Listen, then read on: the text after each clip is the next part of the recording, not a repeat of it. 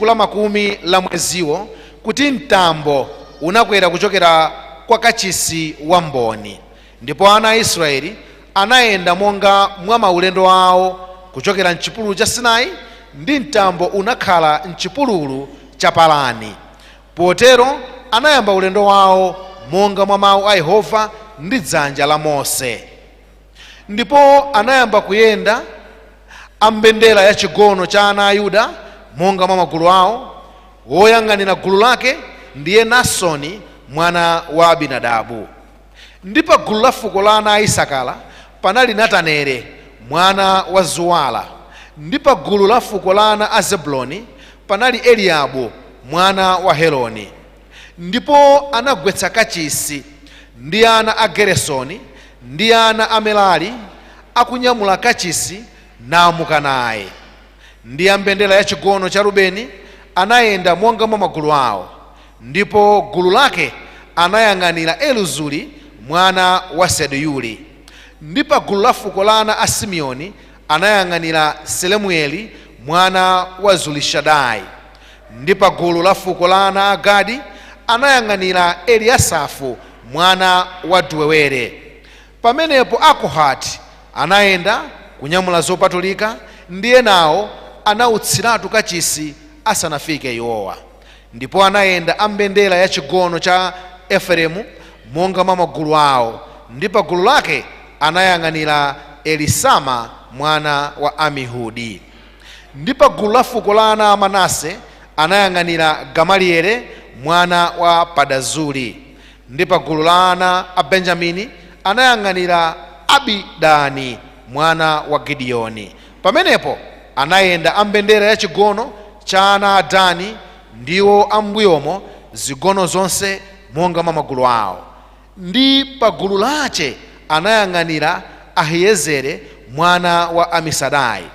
Ndi pa gulu la fuko la ana a Aseri anayang'anira Pagiere mwana wa Okarani. Verse 27. Ndi pa gulu la fuko la ana a Naftali anayang'anira Ahira mwana wa Enani. Potero maulendo a ana a Israeli anakhala monga mwa magulu awo nayenda ulendo wawo. Verse 29, Numeri chapter 10. Mose apempha Hobabu awaperekeze. Ndipo Mose anati kwa Hobabu mwana wa Ereruele Midiani, mpongozi wa Mose, ife tili kuyenda kunka kumalo amene Yehova anati ndidzakupatsani. Awa umuke nafe, tidzakuchitira chokoma, popeza Yehova wanenera Israeli zokoma. Koma anati kwa iye, sindidzamuka nanu, koma ndipita ku dziko langa ndi kwa abale anga. Koma anati, usatisiyetu, popeza udziwa poyenera kumanga ife mchipululu, ndipo udzakhala maso athu. Ndipo kudzatero ukamuka nafe, inde kudzali kuti zokoma zilizonse Yehova atichitira ife, zomwezo tidzakuchitira iwe. Ndipo anayenda kuchokera ku phiri la Yehova ulendo wa masiku 3, ndipo likasa la chipangano cha Yehova linawatsogolera ulendo wa masiku 3 kuwafunira popumulira. Ndipo mtambo wa Yehova unali pamwamba pawo msana pakuyenda iwo kuchokera ku chigono, ndipo kunali pakuchokera kunka nalo likasa. Mose anati, ukani Yehova abalalike adani anu, akuda inu athawe pamaso panu ndi kupumula. Ili anati kwa zikwizikwi za Israeli. Mulungu adalitse kuwerenga kwa mawu ake. Amen. Tawerenga Numeri chapter 10. Chapter chimene chili ndi zochitika m'magawo atatu. Gawo loyamba, Mulungu akupereka langizo kwa Mose kuti apange malipenga a siliva. Gawo lachiwiri, ana a Israeli anyamuka ulendo opita ku Sinai kuchoka pamalo amene amapumulira, ndipo akuwapatsa ndondomeko yakayendedwe. Gawo lotsiriza, Mose akumpempha Hobabu kuti awaperekeze pa ulendo wawo, chifukwa adaona Mose kuti mkuluyi ndi amene akudziwa njira imene tikuyendayi, ndi amene so angatiuze kuti tipumule apa. Hobabu amakanakana, koma atamuuza adanyamuka nawo limodzi kuwaperekeza. Mmene tawerengera chapter chimenechi mu ulendo wathu wa session, mu ulendo wathu wa zochitika za tsiku ndi tsiku, inu mukumvapo bwanji? Ndemanga yanu ikhoza kukhala yotani?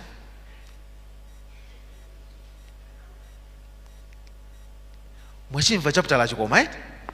Mwachimva eti?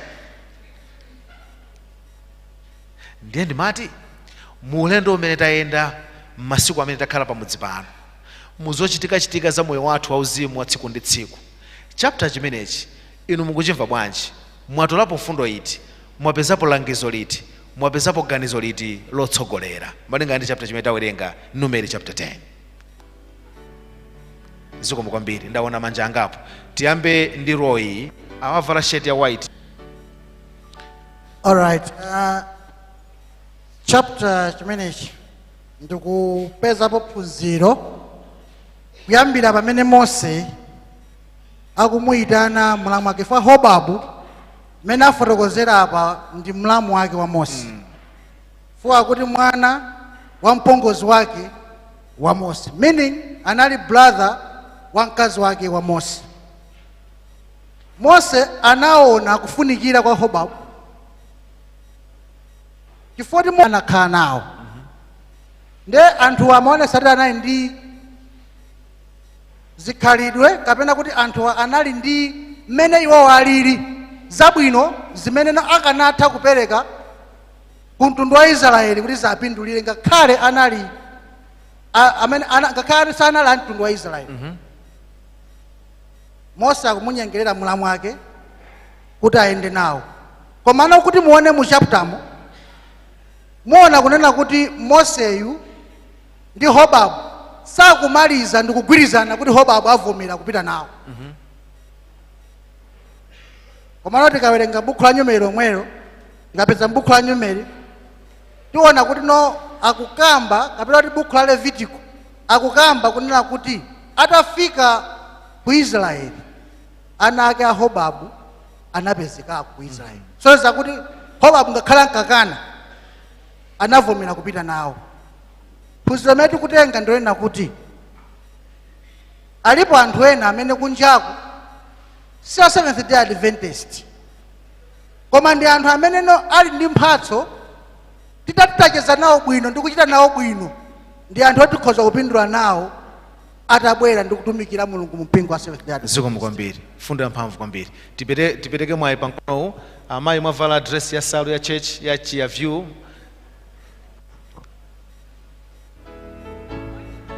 Yes. Leo ndikuona mphamvu ya Mulungu wakumwamba inali pakati pa anthu amenewa kuchita chinthu chimodzi mu nthawiso imodzi. Zikomo kwambiri. Titengeso mbali yawo kunkono umodzi. Apoti mwawimika awiri nokha akhoza kulankhula onsewo, akalankhulawo kena kutibwera mbali yawo titengekonso manja angapo. Yes. Anthu amayenda ndi chowasogolera. Samangoyenda chiyendeyende, amayenera adikirire kaye lipenga lilire. Ndipo likalira lipenga dongosolo limachitika ndipo amamvesera kuti lipenga laliralo ndi kuti amene akunyamuka ndi ambali yakum'mawako, linalo ndi kuti ndi ambali yakumadzulo. Kena kuti tikakumane pamodzi. Amene akumana pamodzi panalinso owasogolera amene amanyamula mbendera. Mbenderayo iwensa kuti inali ndi ntchito yayikulu. Ndifunso ngoti kuti ngati ife Adventist mbendera yathu timayigwisa ntchito, timayisatira monga mmene anzathu amayisatira. Apatseni mayi kumbuyoko. Ine verse limene ndikulonapo ndikutengapo phunziro la kukhala odzichepetsa. Okay. Ndikuona pa chapter Numeri 10 chapter 29 to 31. Imene akuonetsa kuti Mose pomupempha Hobabu, ndikuonako kuti Mose anali ndi moyo odzichepetsa chifukwa chakuti anaona kuti ine ndichosweka china chake, koma ndikusweka zoti Hobabu nayenso anditani kodi andithandizire pa ulendo wanga. Ndiye tikhale nawonso mtima umene unane Mose umene anali ndi mtima odzichepetsa, tikatero ndoti tipititsa bwino ntchito yathu patsogolo. Chifukwa Mose anaona zoti ngakhale ndikupita mchipululu koma pomanga panga palibe poti nditoka maka amene akudziwa ndi kuti Hobabu. Ndi azitsogoleri tikhale nawo mtima oti ngati tili Bible limatiuza kuti ngati tili aphunzitsi tikusowekanso wina atitani kodi atiphunzitse. zikomo kwambiri. Ndithu. Tathokoza. Tibwere mbali yawo kunaona mikono ingapo. Tiapatsenso mpata anzathu a Roy. Tikuchita react ku mavesi amene tawerenga kuchokera pa chapter 10 cha buku la Numeri. Pamene tikuona magawo atatu azochitika. Gawo loyamba Mose akuwuzidwa kuti aseme malipenga a siliva. Gawo lachiwiri ana Israeli akunyamuka kupita ku Israeli ku Sinai. Komanso gawo lachitatu Mose akumpempha Hobabu kuti awaperekeze. Phunziro limene ndikuona ine kuti Mulungu wathu ndi wachilongosoko. Okay. Choyambirira akumuza Mose, akumuza chochita. Ndipo ona kuti ntchito iyi ndi yayikulu, akumpasanso, akusankhira anthu amene azigwira ntchito imeneyo. Kusonyeza kuti Mulungu wathu amafuna ntchito akatisankha adindo. Tikuyenanso ntchitoyo tizigawana. Okay. Monga kuyendesa gulu. Si chinthu choti munthu mmodzi angachikwanise. Mulungu wathu ndi wadongosolo pali phunziro limenelo. Zikomo kwambiri. Zikomo kwambiri. Titenge mkono wina. Zikomo kwambiri. Ya, chinanso chimene ndikuchiona nchakuti Mose amawadziwa anthu amene akuyenda nawo. Ndipo akudziwa matalenti amene alipo. Akumuwuza mkulu wina kuti usapite kwanu, uyende nafu. Chifukwa mwayi wayendapeza talent kuti umadziwa malo oti timange misasa. Ndiye iwe ukapita tisowa talent imeneyo. Ndimatiti tipemphe mpingo. Tidzidziwa ni matalenti a Khristu athu amene tili nawo. Chabwino. Mipingo inayo imavutika chifukwa chosalemekeza matalenti amene ali mu mpingo mwathu. Zikomo kwambiri. Zikomo kwambiri. Titenge mkono makakumbuyoko apa tinatenga munthu mmodzi apo. Yes. Ndabusa kodi pepani makunani buno bwino. Tilankhule na abusa akuyamba. Ndimati akatifunsa kuchita ntchito ya Mulungu tisamakane. Zikomo kwambiri. Mkuluyu amene akutchulidwa Hobabuyu mukamuona koyambira kuti amakana. Ndiye Bible likutiuza kuti anachita kumuumiriza, ndi atamuumiriza adavomera. Koma wauzidwa kuti Mulungu amene akatidalitse ife akakudalitsanso iweyo. Ndiye mmene anthu a Mulungu aja amadalitsika, iye uja adadalitsika nawo. Amen. Ndiye mafuna ndipereke makomenti awiri. Number 1, osamakana ntchito ya Mulungu. Amen. Number 2, ifeyo we are a blessing, so we should bless other people. Chotsiriza mkuluyo adali wachikunja, koma iyeyu adalola kuyenda ndi anthu a Mulungu. Zikomo kwambiri. Tathokoza kwambiri abusa. Akuti samakane ntchito ya Mulungu, ifeyo ndife mdalitso, zinthu zimenezo tizidzidziwa. Ndimafuna timalize gawo limeneli, ndipereke mpata ku Roy mwe tinatenga mkono, tangotenga ku mikono iwiri. Amalize mayi wakutsogolo kuno.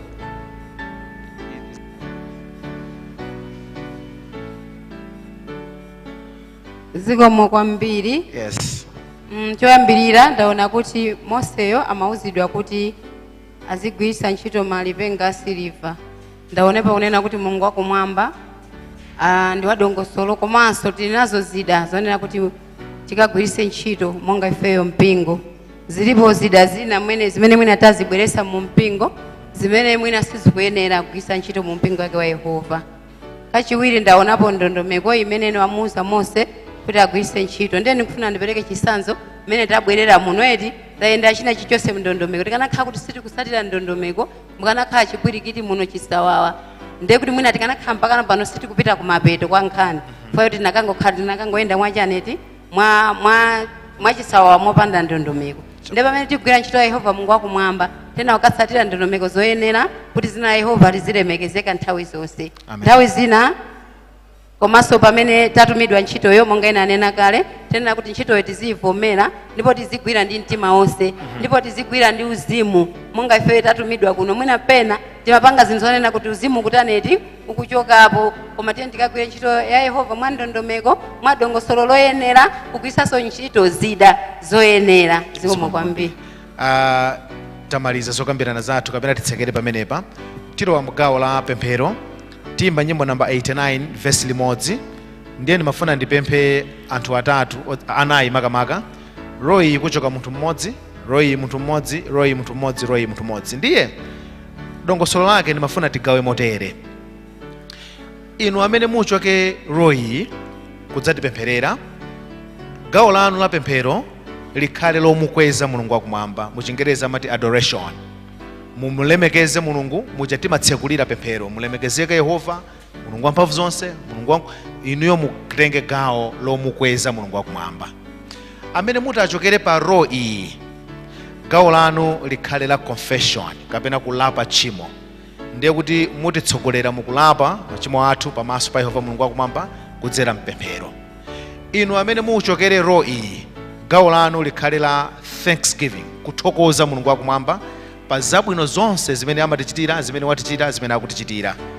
Inu amene muchokere row iyi, gawo lanu ikhale supplication, kupempha. Ndiye mutipemphere zimene mzimu angakunong'onezeni kuti mumpemphe mulungu wathu. Tachita izi kuti mapemphero athu akhale achindunji, kuti inu mukamulemekeza mulungu wakumwamba, awa atitsogolere mukupempha chikhululukiro, apa atitsogolere mukuthokoza mulungu wakumwamba, awa atitsogolere mukupempha zosowa zathu. Ndimafuna amodzi odzipereka kuchoka royi mubwere kutsogolo kuno, amodzi odzipereka kuchoka royi mubwere kutsogolo kuno, amodzi odzipereka kuchoka royi ndi amodzi odzipereka kuchoka royi. Taona bambo akubwera, taona mayi akubwera, taonanso mayi akubwera. Okay. Mwina tapatse mpata mayiwa. Okay. Anatayima kale pepani. Yeah. So ndoti 1 2 3 4 zikomo kwambiri. Abwera ndi kutsogolo kuno.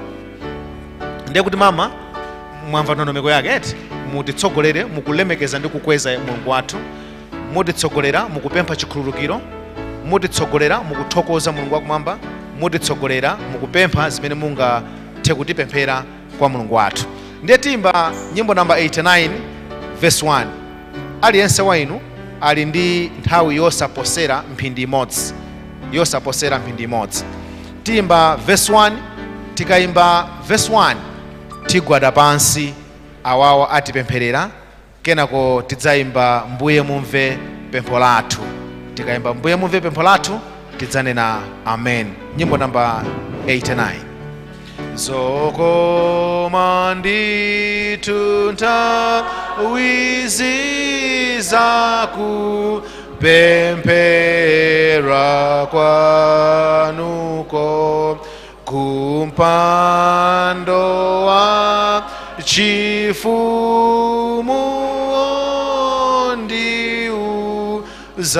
zanga zonsezo, pakundivuta mtimanga ndimamuza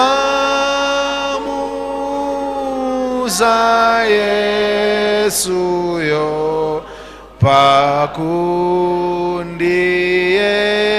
sandaniyo ndine na kwambuyeyo. Amene tingathe tigwade.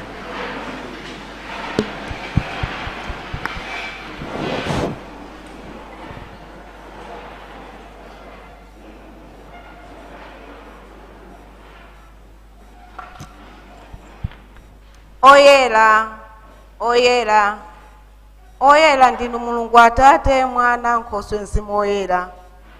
Inu amene mukhala kumwamba popondera panu dziko lapansi. Inu amene mulibe ofanana naye pa dziko lapansi. Inu amene muli wachikondi. Inu amene muli mulungu osasinthika. Mulungu amene simutopa kutikhululukira. Mulungu amene muli wamkulu koposera wina aliyense pa dziko lapansi. Munthawi ino yamawa tagwada ndi mawondo athu kusonyeza kuzichepetsa pamaso panu. Mulungu tifuna tikweze dzina lanu chifukwa ndinu wabwino nthawi zonse. Ndinu mulungu amene kuti tikakupemphani mumatipatsa chimene ife tapempha. Mulungu amene simutigwiritsa fupa la mwala, koma inu mulungu mumatipatsa chimene ife tapempha. Zikomo kwambiri ife tikukwezeni chifukwa cha session imene tinali nayo pano. Chinthu chimene tinangochiyerekeza koma tauona ukulu wanu. Mwatsogolera zonse monga mwakufuna kwanu. Taona kuti inu mulungu ndinu mulungu wa dongosolo. Taona kuti inu mulungu dzanja lanu linali pa ife. mzimu wanu unali pa ife kutitsogolera. Kufuna kwanu kwachitika ndithu Mulungu monga inu munafunira. Dzina lanu likwezeke nthawi zonse. Tidzalemekeza inu Mulungu wamkulu, Mulungu wamphamvu zonse, Mulungu wangwiro, Mulungu woyera, Mulungu amene mukhala pena paliponse, mukonda wina aliyense, Mulungu wopanda tsankho. Likakwezeke dzina lanu nthawi zonse, ndipo inu Mulungu kakhaleni nafenso pakati pathu. Maudindo amene Yehova adapereka m'manja mwanu, inuyo nokha akakukwezeni inu. Mukalole adindo amene akaope inu, akakhulupirire inu, akamvere inu. Popeza Mulungu inuyo china chilichonse mumachichita ndi dongosolo. Mwakhazikanso pa udindo anthu amenewa ndi dongosolo lanu. Kotero kwezekani, lemekezekani nthawi zonse, mutamandike inu wamkulu wamphamvu zonse lero ndi kunthawi zosatha. Amen. Tupitiriza kukuyamikani ndi kukuthokozani mungokhala kumwamba pa zabwino zonse zimene mumatichitira. Takuchimwirani mayendedwe athu, mavalidwe athu, madyedwe athu Yehova nkutheka sana kusangalatseni, tikupemphani mutikhululukire. Yehova, ndife ana anu, timachita zinthu zosalungama pamaso panu, koma simumawerengera zonsezo, mumalola kuti china chilichonse tikachichite motsogozedwa ndi mphamvu yanu. Chotero Yehova, pamene ife tazindikira kuti sitidachita bwino, tikupemphani mutipatse mtima ofewa ndi kusiya zonse zimene ifeyo timayeneka tisiye, zimene sizimakondweretsa dzina lanu. Yehova, tikudziwa nthawi zonse timakhala ndi zinthu zosatiyenera, chifukwa chonena kuti zimakhala zathu zokha zosachokera kwa inu. Tikupemphani mu nthawi ino yakummawa, mudzetse mzimu wanu woyera ukhale pakati pathu, kuti china chilichonse chimene tikuchipeza chikhale chochokera kwa inu. Yehova, tachita zinthu zosalungama zambiri pamaso panu, tikupemphani mutikhululukire. Yehova, mukhale nafe, mukhale ndi wina aliyense payekha pamene tikupitirizanso motero. Tikuthokoza Mulungu Atate, tikuthokoza inu Yesu Khristu, tikuthokoza Nkhoswe Mzimu Woyera. Kuchoka mu tsiku lija tidafika pano, chilinganizo chathu ndi chiyembekezo chathu imene ali nacho, taona ukulu wanu, chipambano chanu, ulemerero wanu uli pakati pathu. Tufuna tithokoze komanso kulemekeza dzina lanu. Tufuna taona Mulungu amene tikupembedzani ndinu Mulungu wa moyo, amene zona ali simugwiritsa fuwa la moto ana anu. Ichi chidangoyerekezedwa, koma amene mwachikwaniritsa ndinuyo. Ife tufuna tithokoze chifukwa cha mwambo waukulu umene tinali nawo, umene timempekeza kusintha adindo ndi kuyikanso adindo ena.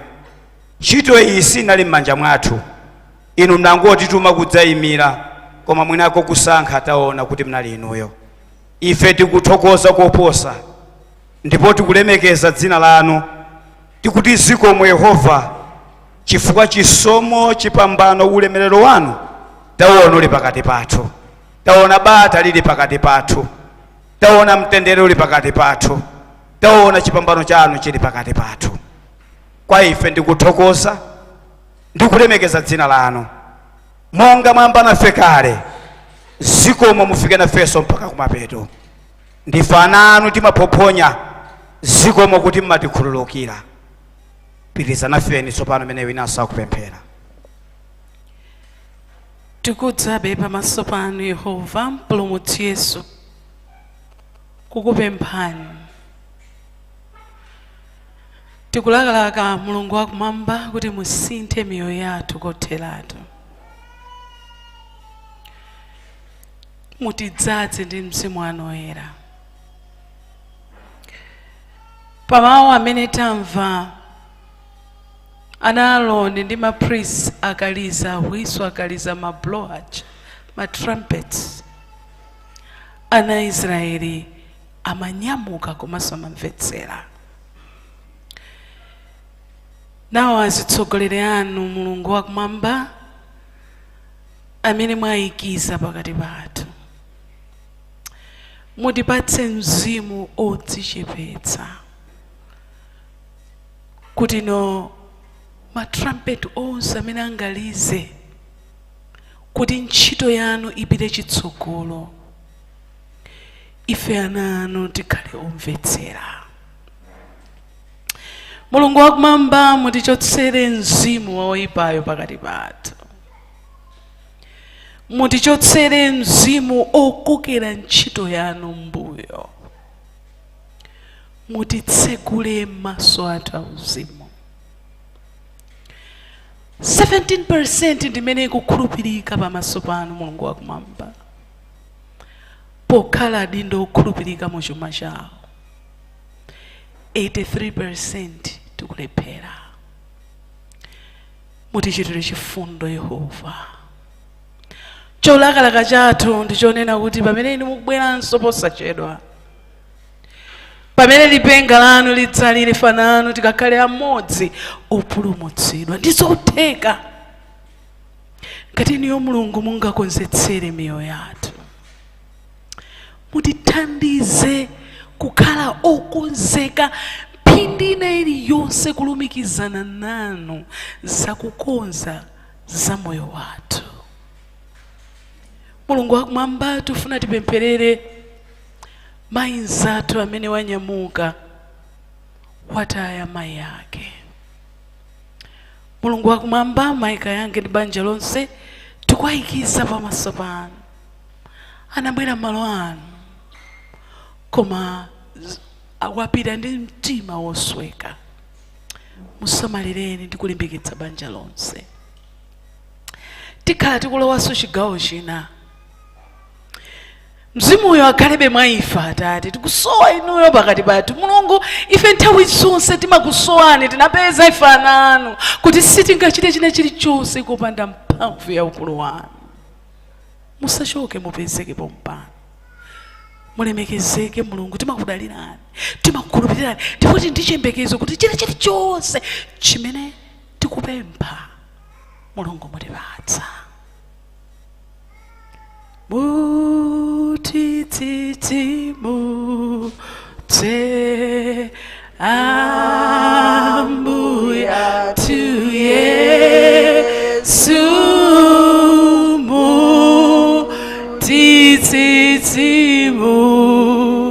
mutitsitsimutse muyambire ineyo.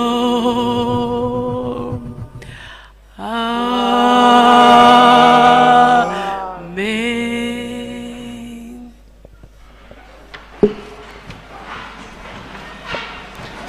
Zikomo kwambiri. Ndimafuna ndingokudziwitsani kuti prayer pattern kapena dongosolo la kapempheredwe limene tinatsatira ndilija amalitchula kuti acts. Acts ameneyo ndi ACTS. Ndi eyo amayimira adoration, kulemekeza ndi kukweza mulungu wakumwamba. C yo amayimira confession, kupempha chikhululukiro. T yo amayimira thanks to the Lord, kapena kuthokoza kwa mulungu. S yo amayimira supplication, kapena kupempha zosowa zathu. Prayer pattern imene ya Acts mukhoza kuyiwerenga mukabuku kena analemba Mark Finley amakatchula kuti revive us again. Apopo nakaona pa tebulo ya alaliki amabukuwo. Komanso mukhoza kukayipeza mu mabooklet aja amatuluka tikakhala ndi day of prayer and fasting, amatulutsa general conference aja. La sabata lilonse loyamba pakota amatulutsa pamphlet yotitsogolera mapemphero. Mmene mucha amayifotokozanso prayer pattern imeneyi ndi imene tinatsatira. Ndikukhulupirira kuti anzathu enanso mawuno akutitsatira kupyolera pa wireless ya Kanema, komanso pa wireless ya Liwu la Chiyembekezo, ngakhalenso pa masamba anchezo Facebook page ya Hope Channel, komanso ya mpingo wa Seventh Day Adventist. Kwa inu amene mukutitsatira kupyolera mnjira zimenezi, mumve kuti takulandilani. Mawuno tikupitirira ndi zochitika za session, ndipo tikupita m'magawo azochitika za kumapeto, chifukwa msonkhano uno unalinganizidwa kuti utha mtsiku la lero. Tikunena pano komiti yosankha kapena kuti nominating committee ili mkati kumalizitsa ntchito imene inatsala dzulo. Anatsala kuti asankhe executive committee ya Central Malaya Conference, ija imadziwika kuti EXCOM, ndipo tikunena pano akugwira ntchito imeneyo. Mkati muno tinali ndi nthawi yopembedza kudzera mu nyimbo, tinawerenga chapter takambirana, tinalinso ndi nthawi ya mapemphero. Tikatero okondedwa, ndiye kuti zochitika zathu za lero tsopano zili mchimake, ndipo tikupitirira ndi programu yathu ya session. Ndimafunanso ndikukumbutseni kunena kuti zilipo zina zimene taziphunzira kuchoka ku session monga mmene timalankhulira. Ndimaona ngati njira yabwino ndiyo kuti mukakafika mukamakapereka briefing yanu kapena kufotokozera mpingo mmene mwayendera kuno, zimenezo muzikazigogomeza kuti anthu azimvetsetse kuti tili ku sessioneko taphunziranso kuti mpingowu zakuti zimatere, kupewa ganizo lonena kuti kungozisunga nokha kena ku anthu nkumangodabwa kuti mukuchita zimenezozo, ndiye anthu akafunsa nkumati nzomwe tinakatenga ku session zimenezi. Musakadzidzimutse yayi, mukafotokozere bwinobwino kuti mukayende nawo limodzi kuti atili kumeneko tinaphunzira kuti izi zimatere, ndiye nkufotokozera aliyense nkumvetsetsa bwinobwino kusiyana nkumangochitano modzidzimutsira. Tatiyeni titsegule nyimbo zathu, nyimbo namba 189. Nyimbo namba 189. Mukudziwa inu nyimbozi timaziyimba mu nthawi zosiyanasiyana.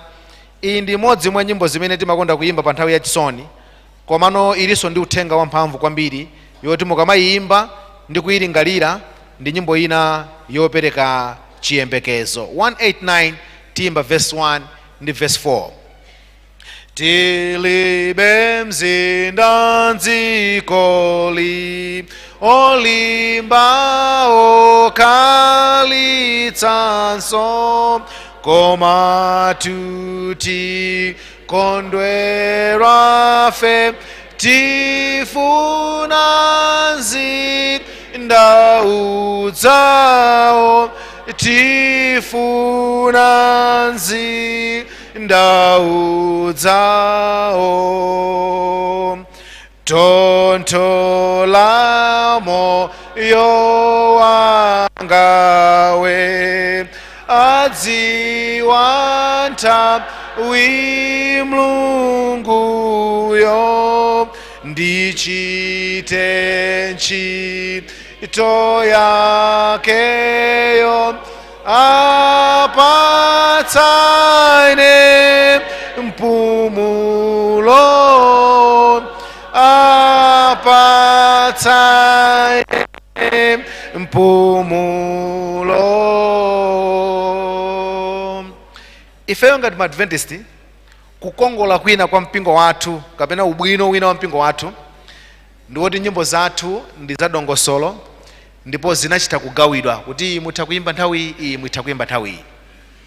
Ndimafuna mutangoganiza kuti anzanu ena amene mmacheza nawo mwatsoka aluza ntchito kapena awachotsa ntchito, ndiye inuyo mwapita kukawalimbikitsa, mwapita ndi banja lanu kukacheza ndi banja lawo kukawalimbikitsa kuti aluza ntchito. Ndiye mutacheza nawo mufuna muyimbe Khristu mu nyimbo yogwirizana ndi situation imeneyi, mungayimbe nyimbo namba chani? Anzanuwo ntchito yawathera, ndiye mwawapatsa mawu achilimbikitso, ndiye mufuna muyimbe nawo Khristu mu nyimbo. Munthu nzathu wataya ntchito kapena waluza ntchito, mukhoza kuyimba namba chani? Mama akuti akhoza kuyimba nawo nyimbo namba 33 ngati mbali imodzi yowalimbikitsa anzawo amene aluza ntchito yawo. Titaona kuti nyimbo namba 33 ikuti bwanji. He leadeth me.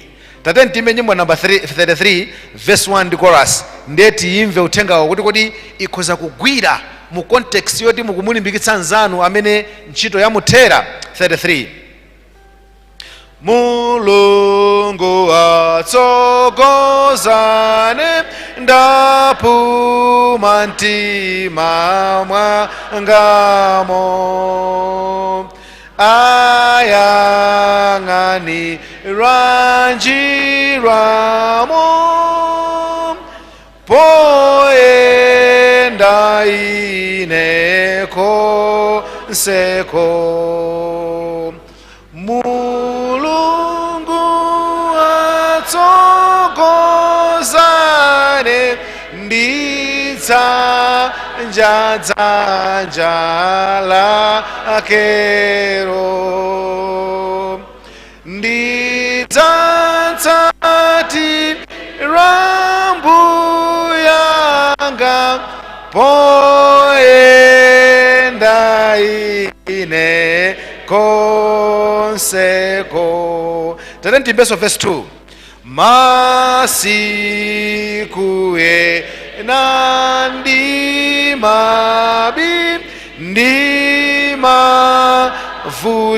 ndimavutika ntimamo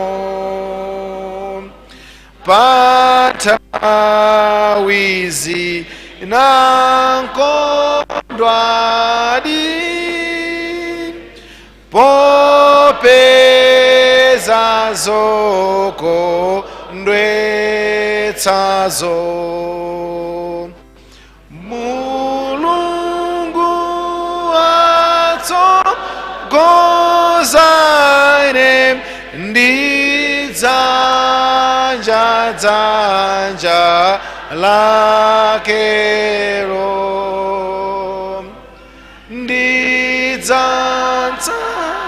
ndidzatsatira mbuyanga poenda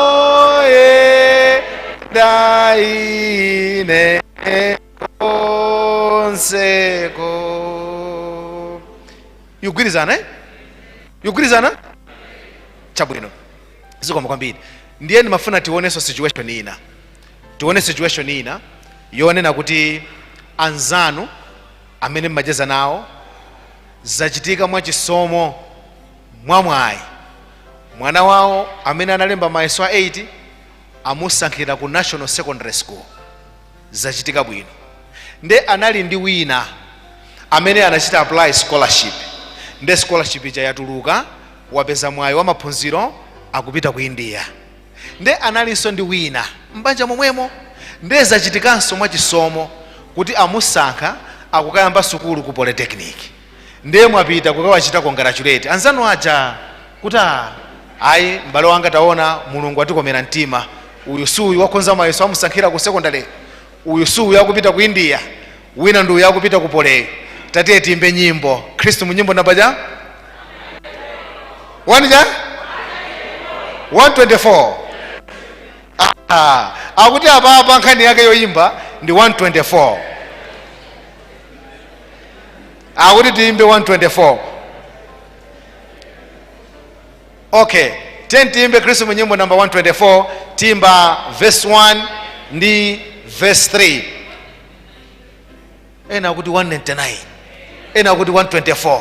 Okay, ndete timbe 124 verse 1 ndi 3, kena kuti timba 199 ndiye tione kuti ili ndi mphamvu kwambiri mu situation imeneyi ndi iti. 124 ndikweze Yesu yekha mzinthu zonse amveke aoneke yekhayo muntchito maganizo ndipo mawu ambuye aoneke yekhayo. Verse 3 ndileke mawu onse na chabe ndilekeza kupusa zangazo ndikweze Yesu ndisanyade konse ndisadzita mekoma iyeyo. Zukwirizana ndiye tate tuone 199 ija 199 timba verse 1 ndi chorus yache 199. Ulemu kwa Mulungu ambuye watu akonda napatsa fe mwana wake napatsa tumoyo kuombola fe pakomola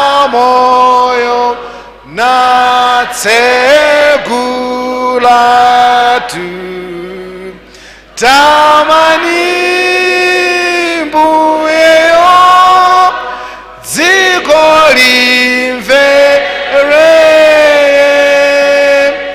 tamani mbuyeyo anthu akondwetu idzani kwa tate mwa mwana wake patseni ulemu anakonda fe zikugwirizana eti chabwino ndiye yes 211 itagwiranso eti okay akuti 211 ikozanso kugwira ndiye ndimafuna ndipange create situation ndikapanga create situation ndisankha nyimbo yoti tiyimbe ndayikatha nyimboyo ngati zagwirizana pamapeto pa nyimboyo munene kuti amen ngati sizinagwirizane munene kuti tikankhebe ndiye muyimvetsere situation iyi anthufe ndikumbukira mkati pemphero muja tinapempha chikhululukiro eti kusonyeza kuti nthawi zinadi anthufe timatha kuphoponya ndiye timafuna mulungu atitani atikhululukire ndiye situation ndi iyi ineyo sindinachite bwino natenga katundu wa mzanga popanda chilolezo mwanjira ina nambera eti ndiye chikumbumtima chanditsutsa ndiye ndapita ndikukambwezera kuti mbale wanga taona katundu umadandaula kuti wasowa uja anali ndi ine ndiye ndaona kuti sindinachite bwino nayi katundu wako kapena nthawi ina mwana wa mzanga sanachite bwino ndiye ine nanchita nkhanza mwanayo ndiye mwana uja wakanena kwawo ndiye chikumbumtima chanditsutsa ndiye ndapita kamuuza mzangayo kuti pepana aneba mwanayo anabwera ku nyumbako ndiye mmadziwa ana zikukhala ngati ananditengamo moyo anandipyesa mtima koma ndikumva kuti sindinachitire bwino ndimafuna kuti mundimvetsetse mundikhululukire ndiye pamapeto pake ine nkuyambitsa nyimbo nkana chimo likulu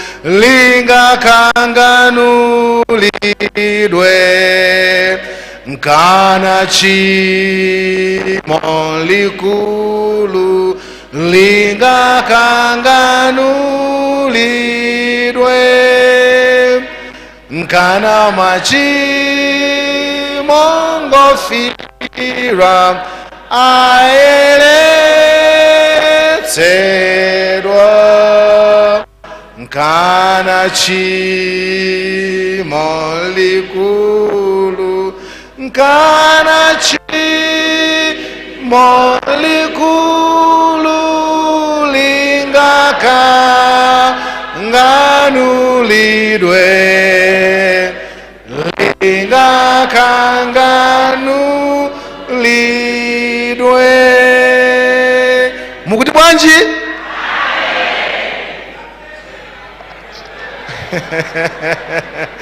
okay amene mukuti tikankhebe nyimbo namba chani 131 akuti yayi imene iyi siyoyimba nthawi imeneyo yayi nthawi imeneyi ndiyoyimba 131 ndiye titayiona 131 titayiona 131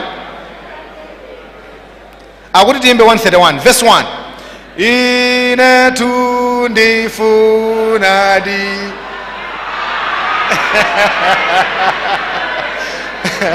imene yonso tikankhebe koma namba chani kumbuyoko namba cha awavala jacket mwati bwa 22 koma cha 17 akuti yayi iyi ndi nthawi yoyimba nyimbo namba 17 nyimbo namba 17 chikondi chikondwetsa ni chikonza njira tikankhebe okay ena akuti 110 ena akuti 201. Okay, ndiye mukudziwa chimene chikupangitsa kuti nyimbo izitivuta apapo, chifukwa chokuti situation iyi ndiyovuta kwambiri. Chinthu chabwino okondedwa ndi kupewa tchimo, chifukwa machimo ena ndi ovuta kulapa kwake. Mundimva kaya? Chifukwa inuyo kapena ineyo sindingamakapemphe chikhululukiro kwa Mulungu wakumwamba nditasunga tambala wa nzanga ndisanakamuuze nzanga akudandaula za tambalayo kuti tamba mwanga. Mundimva pene kweti? So nyimbo ikutivuta apapa chifukwa this is a difficult situation. Ndiye njira yabwino kwambiri ndi kupewa ma situation ngati amenewo. Pakati pathu pati ndi gulu loyimba limeneli ndi The Heralds kuchokera ku Mchinji Central. Tabwerani The Heralds kuchokera ku Mchinji Central mutipatse nyimbo imodzi. Mmene akubwera ena anatchula paja munatija 201.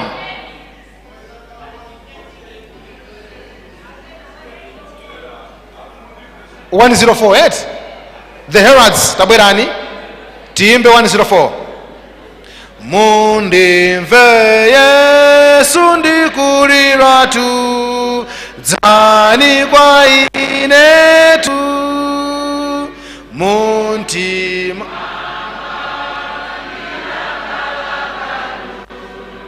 dzani dzani tu ndinasocherwa tu kutaliko kutali ndi Atateyo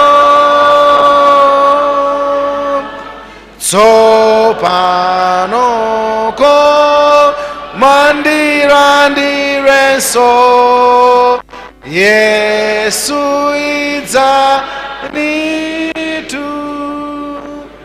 Bola imene zikomo kwambiri. The Heralds kuchokera ku Mchinji Central tipatseni nyimbo yapadera.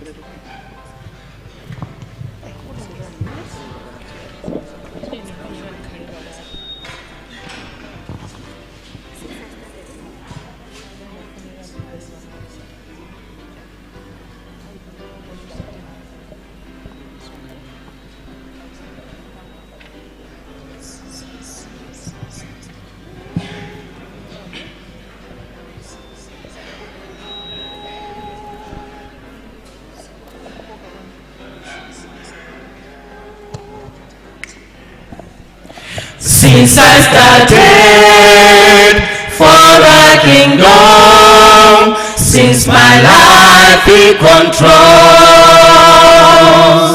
since I gave my heart to Jesus, the longer I serve Him, the sweeter He becomes.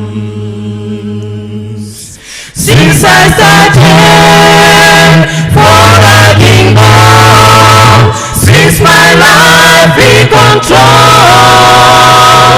since I gave my heart to Jesus, the longer I serve Him, the sweeter He becomes. The longer I serve Him, the sweeter He becomes. The more that I love Him, more love He bestows. Each day is like heaven, my heart overflows. The longer I serve Him, the sweeter He becomes. The longer I serve Him, the sweeter He becomes. The more that I love Him, more love He bestows. Each day is like heaven, my heart overflows. The longer I serve Him, the sweeter He becomes. Every need my Jesus supplies. Every day I'm satisfied. Yes, my darkest troubles, no force I can contain. Every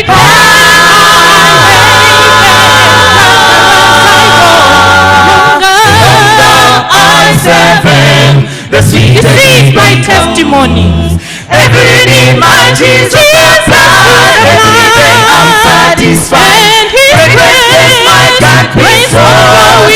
overflowing. I can Love never ending. I serve Him, the sweeter He becomes. The longer I serve He becomes. the more that I love the Lord. He's like heaven. I'll praise the Lord in the sanctuary. And everything that has praise. The sweeter He becomes. Sing it again, sing it. The longer I serve Him, thou overflows. I serve Him, the sweeter He becomes. Each day is like heaven, my heart overflows. The longer I serve Him, the sweeter He becomes. Each day is like heaven, my heart overflows. The longer I serve Him, the sweeter He becomes. Each day I'll is praise the like Lord in the heaven, sanctuary. my heart I'll sing to the angels and shout, holy, I serve Him, the sweeter He becomes. The longer I serve Him, the sweeter He becomes. Akuti mmene ndikuntumikira Mulungu mowirikiza ndi mmenenso akunka nakomera. Tikuti bwanji mpingo? Zikomo kwambiri the Heralds kuchokera ku Mchinji Central. Director to our education akhala ndi presentation imeneyi ndi report lakafukufuku okuza zinthu ziwiri. Chinthu choyamba mmene tingachitire kapena mmene tingayendetsere mwambo wa maliro wa munthu kapena anthu amene adzipha okha, komanso mmene mpingo ungachitire pa nkhani ya ukwati ali kale ndi mwana koma anali asanakwatirane, mmene amakhala ndi mwana koma akufuna mpingo umange ukwati wawo. Ndiye padachitika kafukufuku, ndiye abusawa abwera poti la kafukufuku ameneyo nakufuna alichite present kena kumotsogoza ndi akuluakulu athu tipange chiganizo ndi kupita chitsogolo. Ndikulandireni abusa mmawa uno ndipo ndikupatseni bwalo limeneli kuti mutipatse report. Moni mpingo mmawa uno, ndithokoze chifukwa cha nyumba ino itakumana ndikukumbukira 2019 2022 nkhani inazabuka. Itabuka mu 2019 kubwera mu 2022 sinaonetse ripoti kapena kafukufuku wina aliyense amene adachitika. Ndiye chifukwa choti nyumba ino ndi imene ili ndi mphamvu ndi mpingo